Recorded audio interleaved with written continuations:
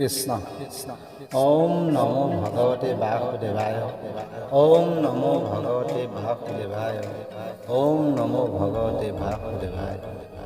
হে বৈষ্ণৱ প্ৰাণ ভক্তসকল, পোনপ্ৰথমে পৰম গুৰু শ্ৰীহৰি শ্ৰী চৰণত দাসে সেৱা জনাই আপোনালোকক আমাৰ এই A to Z অসমীয়া চেনেলটোলৈ সম্ভাষণ জনালোঁ। প্ৰভুসকল, মূকং কৰোতি বাচলং পংগুলংঘে তে গিৰিং যৎকৃপাতমহং বন্দে পৰমানন্দং মাধৱ মাধৱ। হে পৰমানন্দ শ্ৰী চৈতন্যমূৰ্তি ভকত ভাগৱতসকল, আমিও পংগু হৈ পৰ্বত বগাবলৈ যোৱাৰ দৰে অল্পমতি ক্ষুদ্ৰ ব্ৰহ্ম হৈ পৰম ব্ৰহ্ম শ্ৰীহৰিৰ গুণ নাম বৰ্ণনা কৰিবলৈ আহিছোঁ। যদি অজানিতে কিবা ভুল দেখা পায় ক্ষমা কৰি কমেণ্ট বক্সত জনাব। ভাল পালে লাইক, শ্বেয়াৰ, ছাবস্ক্ৰাইব কৰি কাষৰ বেল আইকনটো টিপি থ'ব, যাতে পাছৰ ভিডিঅ'বোৰ আপোনালৈ সকলোতকৈ আগত যায়। ধন্যবাদ। গীতাৰ সাৰতত্ত্ব। ঈশ্বৰৰ নিৰ্ণয়কাৰী যিমান শাস্ত্ৰ আছে সেইবোৰকে উপনিষদ বোলে। সেই উপনিষদবোৰ গাভীৰূপা। নন্দৰ নন্দন শ্ৰীকৃষ্ণ গাভী। গাভীৰ পোৱালি হৈছে অৰ্জুন। গাভীৰ দুগ্ধ হ'ল গীতা। জ্ঞানীসকলে কৃষ্ণৰ চৰণত মন সংলগ্ন কৰি দুগ্ধৰূপ গীতাৰ অমৃতময় ৰস পান কৰে। সেই গীতা 18 অধ্যায়ত পূৰ্ণ হৈছে।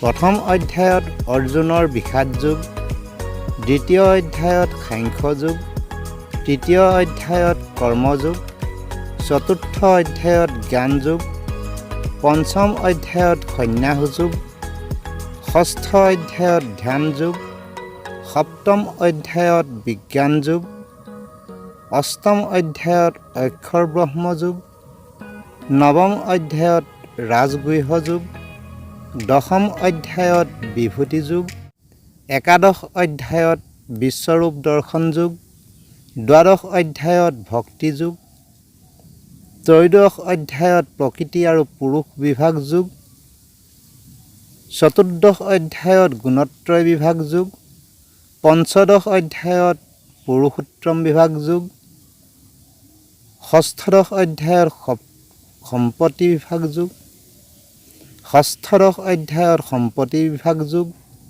সপ্তদশ অধ্যায়ত শ্ৰদ্ধাত্ৰয় বিভাগ যুগ আৰু অষ্টাদশ অধ্যায়ত মোক্ষ যুগ। গীতাৰ সামৰণি অধ্যায় মোক্ষ যুগত শ্ৰীকৃষ্ণ ভগৱন্তে কৈছে, যি সকলোৰে হৃদয়ত বাস কৰি জগতক চলাইছে সেয়ে হৈছে মই। মোৰ শৰণাপন্ন হৈ মোতে মগ্ন হৈ মোতে সকলো অৰ্পণ কৰি মোকে সেৱা পূজা কৰা, তেতিয়া অবিনাশী পৰম শান্তি স্থান পাবা। আন যিমানবিলাক ধৰ্মানুষ্ঠান আছে সকলো ত্যাগ কৰি মাত্ৰ মোতে শৰণ ল'লেই সকলো পাপৰ পৰা উদ্ধাৰ হ'বা। গীতাৰ সাৰতত্ত্ব এয়ে।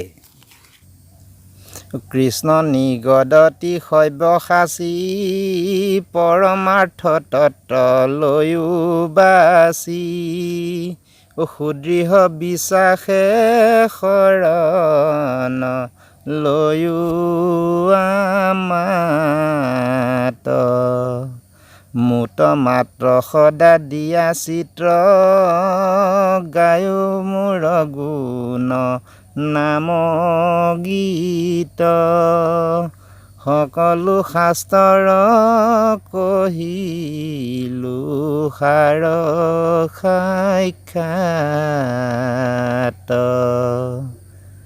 সেয়ে শংকৰদেৱে গীতা সমুদ্ৰ মন্থন কৰি একদেও একসেও নিশ্চয় কৰি একশৰণৰ বলতে দুৰ্ঘোৰ পাপৰ পৰা জীৱক উদ্ধাৰ কৰিব পৰা শৰণৰ সৃষ্টি কৰিলে। ধন্যবাদ।